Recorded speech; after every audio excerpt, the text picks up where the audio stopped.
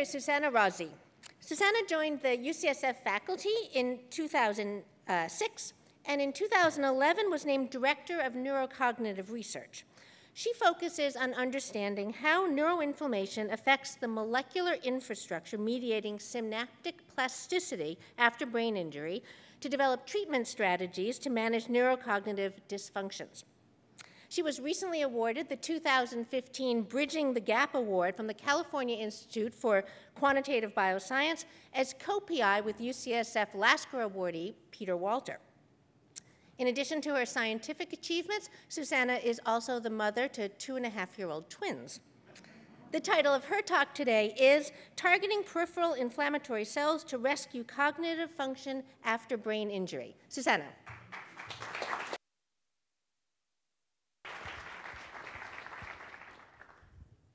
Thank you. I come from Tuscany, and during the years that I was studying and working in Florence, I would often find myself wandering through the city and thinking, what would have been like being in Florence during the Renaissance? Today, I feel extremely fortunate. Being at UCSF is like being in Florence during the Renaissance.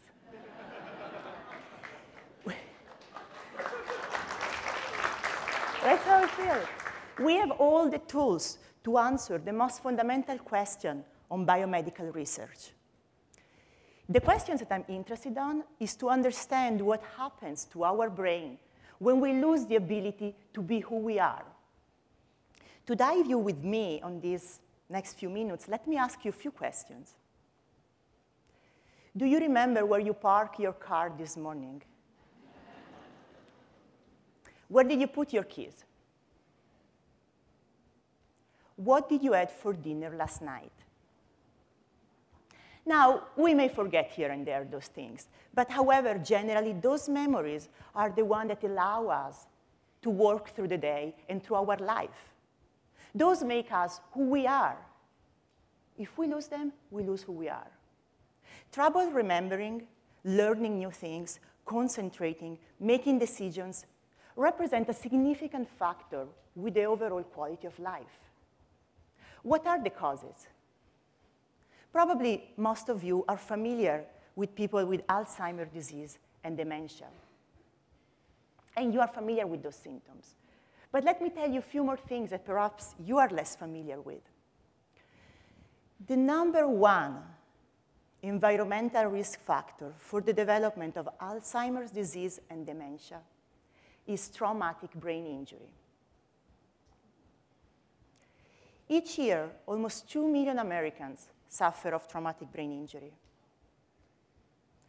In 70 to 90% of the cases, patients continue to manifest prolonged and often permanent cognitive loss. But who are those people?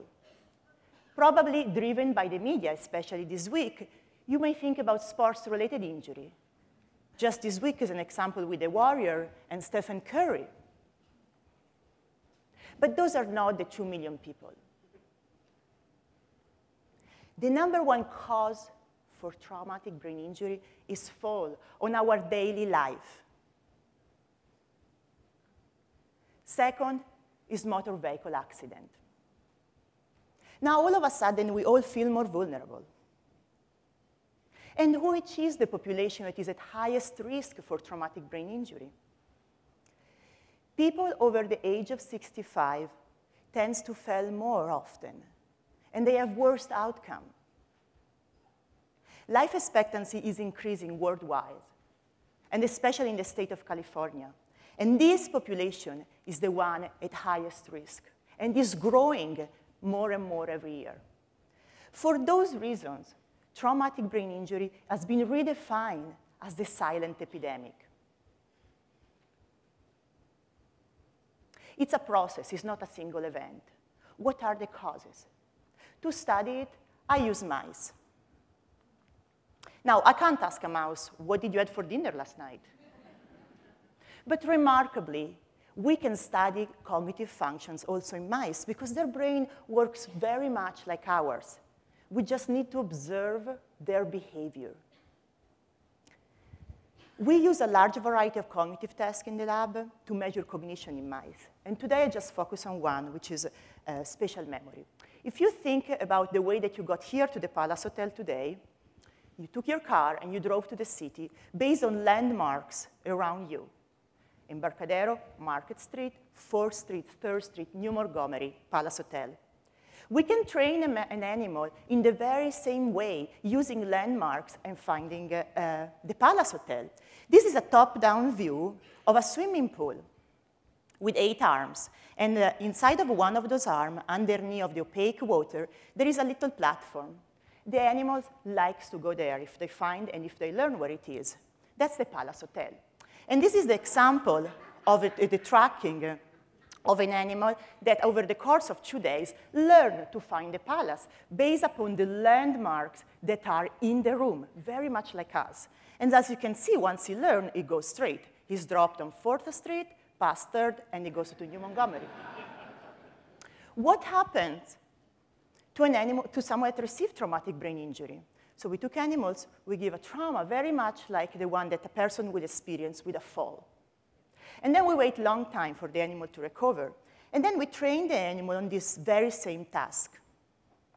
Now, the animals are able to learn where the palace is. But once we go to measure if they remember where it is, as you can see from the tracking, they are dropped on 4th Street. They go back, and they wonder, it was there, it was there. Then they go on 3rd Street, and they wander around, and they go back on 3rd Street, back on 4th. And eventually, they do get to the Palace Hotel, but it takes them a long time. This is exactly what happens with people with cognitive deficits. If we take a snapshot to their brain, here is an example. In red, you can see neurons that were activated specifically by this experience. Neurons were engaged when they found the Palace Hotel. In blue, you will find inflammatory cells. Those are the soldiers of the brain. Their role is to turn on when there is an injury and help to restore order. Once they restore order, they should go off duty and rest. But as you can see here, long time after injury, they're still there. We demonstrate a while back that those cells affect the ability of the neurons to properly function. Most recently, we discovered that those cells are not all from the brain as we were thinking. There are infiltrates. There are infiltrating inflammatory cells that they come to the brain after an injury. And they became just very much like the resident one, and we can't recognize them. If you wish, they're like troops from a foreign country coming into our country and putting in a uniform like the resident one. Now, are those enemies or are those allies? Are they coming to help the brain or to make things worse? To answer these questions, we gave traumatic brain injury to an animal, and we prevent the infiltration of those peripheral cells just by giving a drug acutely after injury. And then we let the animal recover for a long time. And then we measure their ability to perform one task, and one is this. Can we play this video? Let's see what happens to one of those animals. So this is the animal that is looking for the Palace Hotel. As you can see, it's dropped here. Here he goes. He's almost making a mistake. He's almost making a mistake. He finds the palace. Can we play it again? If you see, he goes straight to the palace. He almost makes 2 mistakes, but he corrects himself. He finds his way through very fast. This is extremely exciting. Here. No, it's not. I'm going there. No. Here is the palace. This is exciting. We prevented infiltration of peripherally derived inflammatory cells acutely after injury with a compound that is currently in clinical trials for non-brain disease. What's next? What about this population, the aging, which is the most vulnerable one?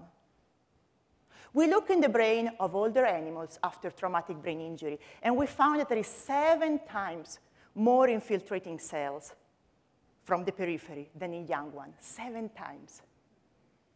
Why so many more? Could those cells be the responsible for the worst outcome that we see in the aging brain?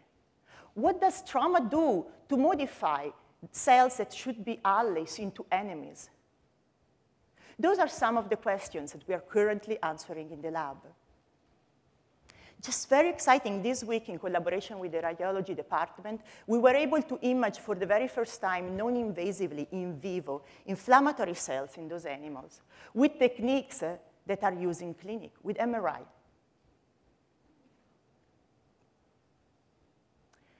We now have all the tools to rapidly ameliorate the quality of life of many people, perhaps even with drugs that are on their way to the clinic.